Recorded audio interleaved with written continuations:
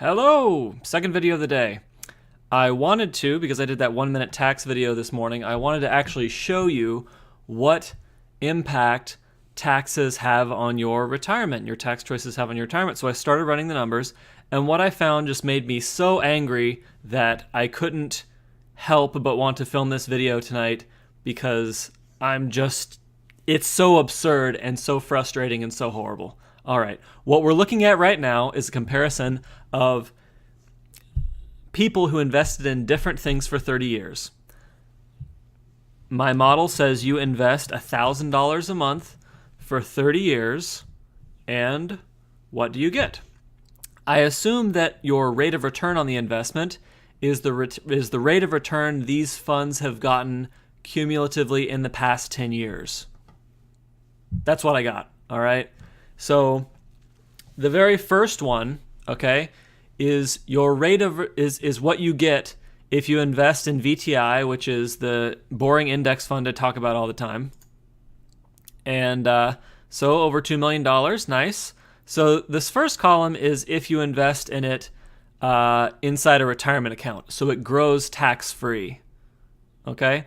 The second column is if you invest in VTI outside of a retirement account. In other words, as companies enter and exit the index and are bought and sold, taxes are charged on any profits that you get. So you lose some money. You lose about 9% of your money. So you're getting, with VTI, about a 10% boost for using a retirement account instead of just investing your retirement money outside of those retirement accounts. The next thing I looked up was a private account. I looked up, okay, if you chose an Edward Jones mutual fund, exactly the type that they sold me when I was with Edward Jones, what would your return be? So I went and I found one, and inside a retirement account, this is what your return would be, okay? And outside of the retirement account, this is what your return would be. So the Edward Jones one, let's see, 8.58, you get, what is that, less than half? You get half, less than half, investing in the private mutual fund? Well, that seems like a crappy deal. And then you look at it and you see that the index fund is charging a 0.04% management fee per year. It's a passive investment vehicle. It's really just a formula. They don't have to do a lot of thinking. These are charging 1.08% per year. All right? So this is the return from Edward Jones if they didn't charge that 1.08% fee. So even if they said, look, we'll manage your money inside of a retirement account for free, and you still end up with less money than putting it in an index fund. And this makes me so angry because for years I was with this Edward Jones guy putting me into the private Edward Jones funds, and this is what they were doing to my retirement. For the privilege of me paying them over 1% of my nest egg per year, their incompetence was going to lose me,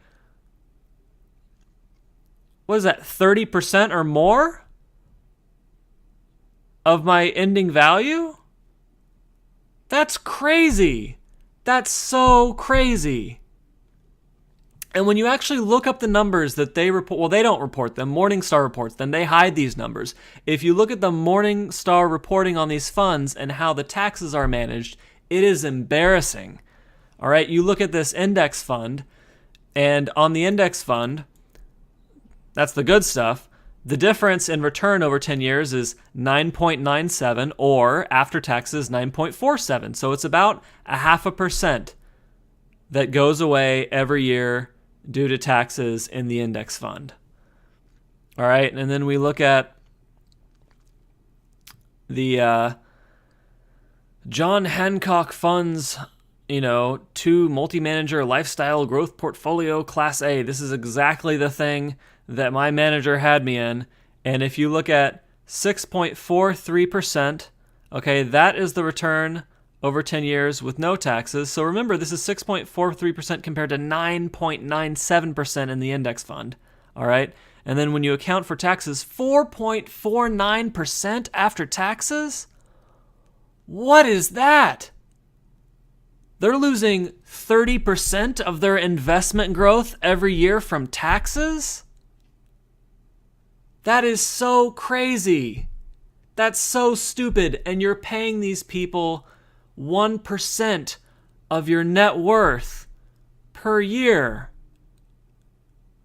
for them to be that incompetent. And even at their maximum, they're underperforming the market by 3%, 3.5%. That's crazy.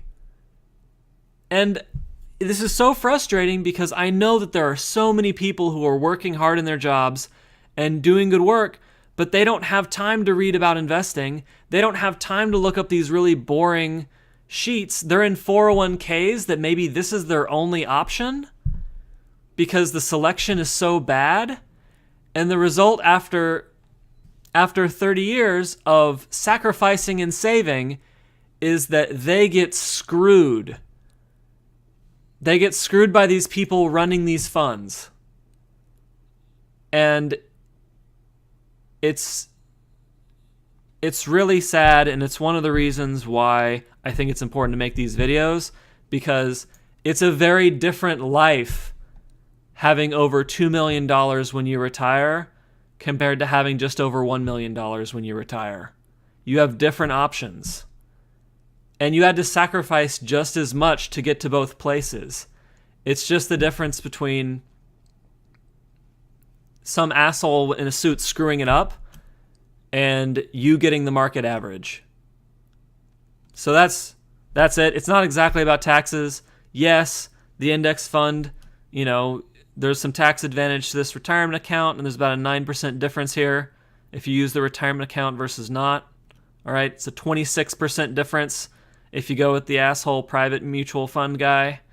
So yes, the retirement funds tax advantages do make a difference, but the bigger difference is whether you're in this crappy private fund or just getting the market average over 30 years. So, all right, that's my entire rant. I hope you can see the difference. And do more reading about it. Look it up. It's a sad truth about the investment industry today. It's full of snakes. Have a good night.